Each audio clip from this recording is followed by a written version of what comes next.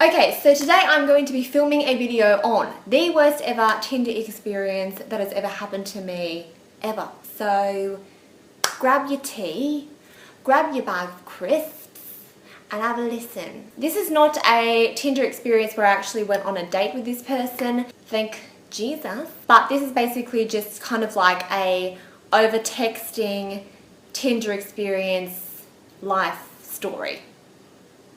So this happened back in 2014. Now I had been on Tinder at this point for like a year or so, I don't really know. And basically I was like at home one day, I was swiping left, right, up, down, vertically, horizontally, just anything I could really get. And I came across this one guy's profile and I was like, oh, he's cute. And I don't remember his name. I'm not even lying. Like I really don't remember his name. It was that long ago. I'm just going to call him Guy because I'm not going to make up a name. I'll get too confused. I swiped this guy. I was like, oh, he's really cute. And he was. He had like blonde hair. He had a few photos of him on his Tinder profile. One of them, he was like playing guitar. So I was like, well, that is perfection on earth because he can play guitar, I can sing in a duet. We'll be like that couple that like sings and then like show their face the last 2 seconds. They're fucking idiots. So I matched up with him and he was 20 and I was 21. So I was like, oh, pedophilia. But I was like, you know what? Maybe he's turning 21 pretty soon. Maybe we're not that much. Like, I don't know. Like, I prefer to date someone who is older than me just personally. I kind of feel like if someone's younger, like they're just going to be immature. But anyways, I match up with him pretty much as soon as I swipe him, and then we start talking and he's like, oh, you know, you're the first person that I've matched up with on here. I've only been on here for a short period of time. I'm like, well, bitch, propose already because it's meant to be. We start talking for a while and he seems like a completely normal person. He is just telling me where he lives. He kind of lives like a few hours from where I lived at the time. Well, I still live here. He lived like a few hours from here and he lived like out in the middle of nowhere. So I was like, well, you know, he's making an effort to talk to me at least, so obviously distance isn't really like a massive thing for him. As I said, he seems like a completely normal guy. And then after a while of us talking, I think the first thing that he asked me was, did I want to exchange numbers? I don't think I added him on Facebook straight away, but he asked me if I wanted to exchange numbers. I don't really see that to be a problem with exchanging phone numbers if you're talking to somebody. You know, I just don't see the problem with it. So we exchanged phone numbers and we were texting and I didn't really think anything of it, but he kind of seemed a little bit out of the times, I guess you could say. Even though he was a young guy, he kind of just seemed a little bit like he was out of the times. Like he just didn't know certain things that most young people would know, if that makes any sense.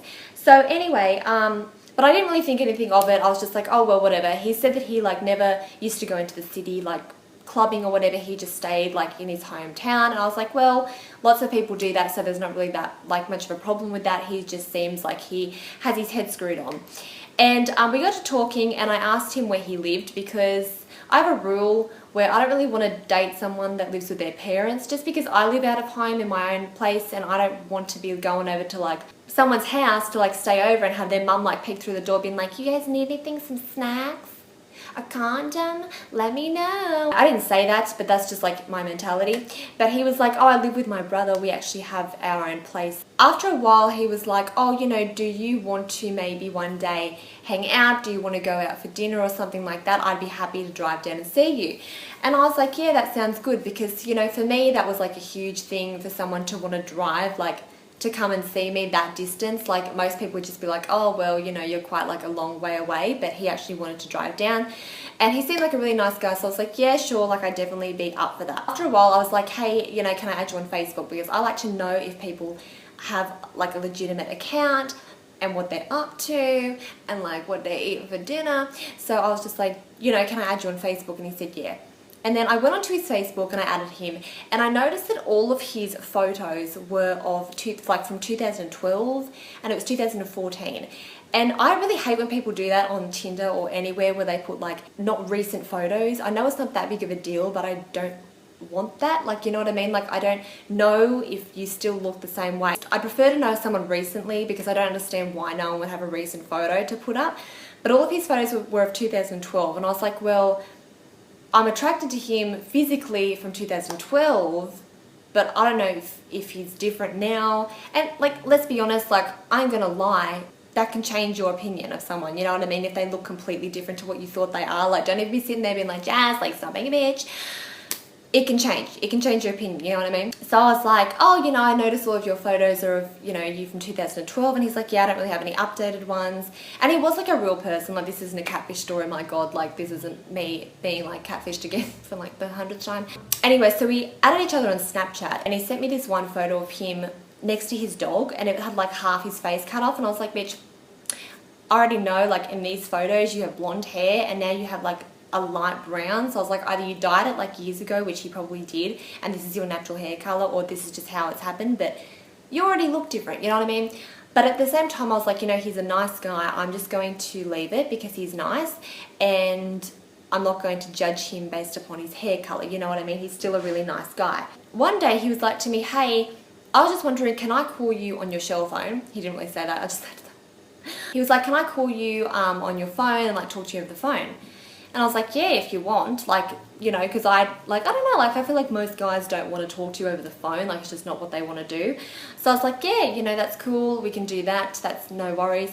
And he was like overly excited to be talking to me on the phone. Like, he was kind of like going on about it. Yeah, like, have you not talked to someone on the phone before? And he was like, oh, you know, it's really like great that you've said that you wanted to talk to me over the phone, because I remember with my last girlfriend, I had to like plan out whenever I spoke to her on the phone. Like, I could never just ring her because she wouldn't answer. Just out of curiosity, I was like, oh, why could you never speak to her on the phone? Because my first initial impression was like whipped. But then I was like, oh, why could you never just like call her on the phone? And he was like, oh, you know, she just would never answer, and she always said that she was busy, so I had to like schedule a time to like call her on the phone. And I was like, right. And he was like, yeah, but anyways, one day I found out she was cheating on me with another guy. That's why I could never call her, because she just didn't want to talk to me and she was with this other guy. I'm like, oh, that really sucks. And this guy, like, as I said, was 20. So he'd been out of school for like a couple of years. But I was just basically like, oh, right. So like thinking this must have happened like a couple months ago, or even like a year ago, for him to still be talking about it. When did this happen? And he was like, oh, in year 10 on the school bus, I found out she cheated on me.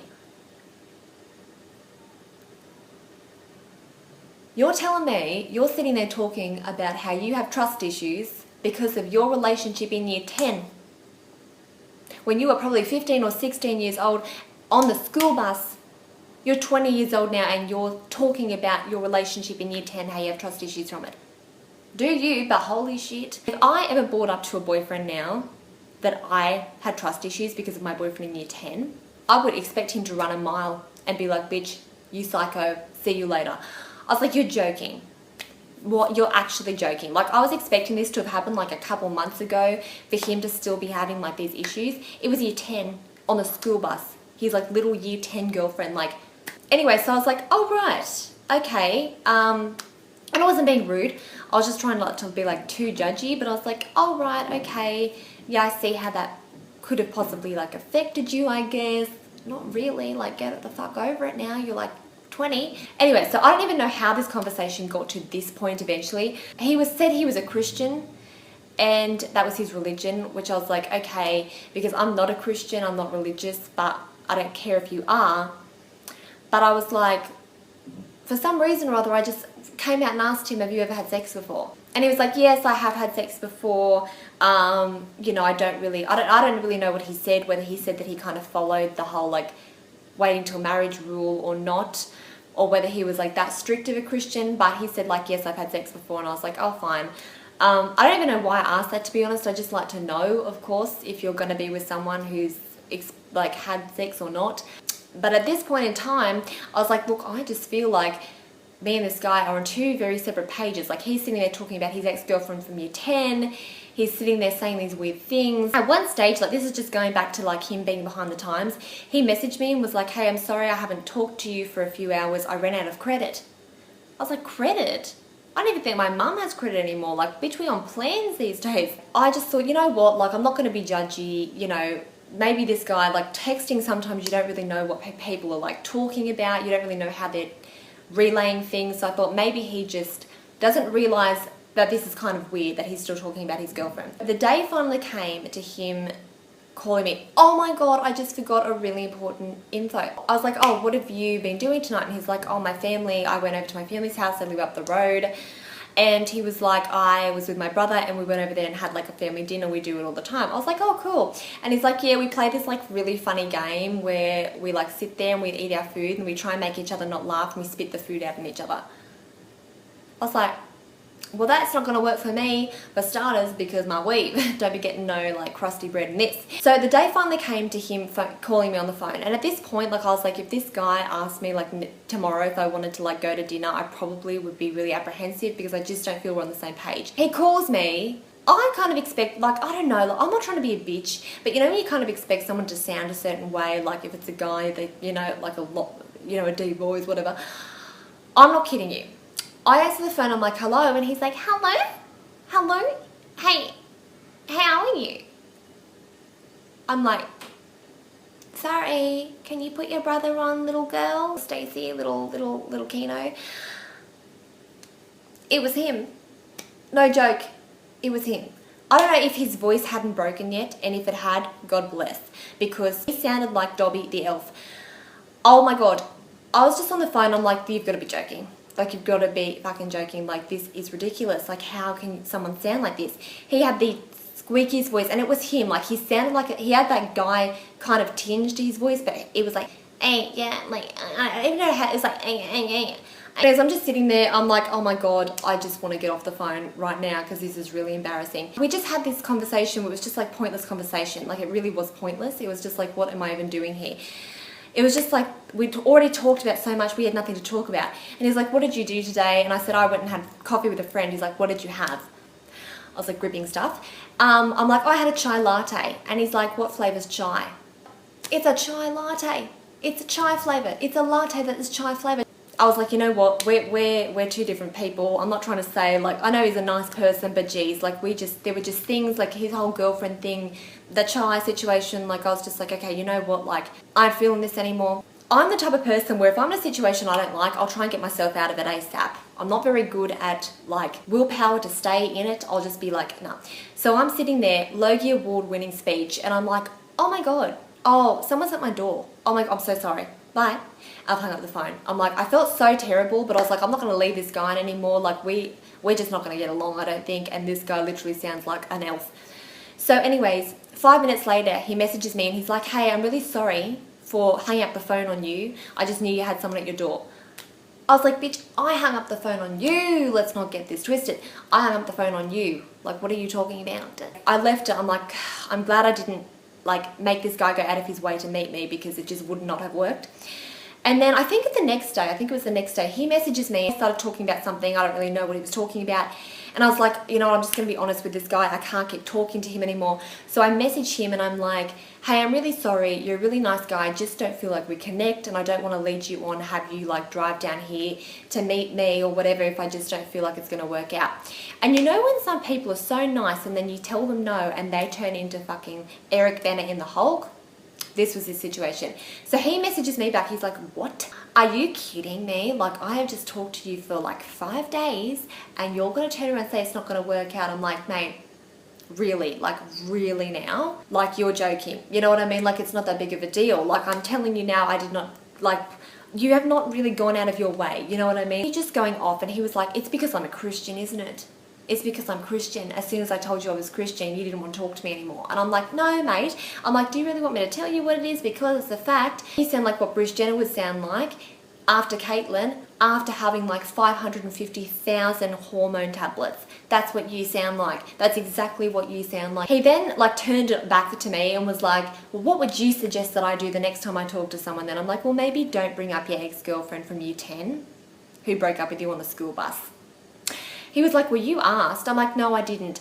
All I simply said was, why are you so nervous to talk to someone on the phone? Why it's such a big deal? And then you started telling me about your ex-girlfriend. I was just like, look, you're a nice person. We're just not going to work, I don't think. So he said something else I can't really remember. And then we stopped texting. And I blocked him on Facebook and my phone because I was like, this guy reminds me now of the type of person you're going to wake up the next morning to like 20 missed calls being like, bae, stop being angry. Like, let's just stop. Let's just talk this through. You know what I mean? Like, I'm out the front waiting for you. So that was pretty much the worst Tinder experience ever that I've ever had. I'm so glad I didn't actually meet him and like go out and have like a family dinner because I have food all over my face right now. So anyways, that is basically it for this video. Let me know in the comments if you have any weird dating stories or Tinder stories. I hope you guys enjoyed it. Please give it a thumbs up if you did. And hashtag single as fuck, because not dealing with that.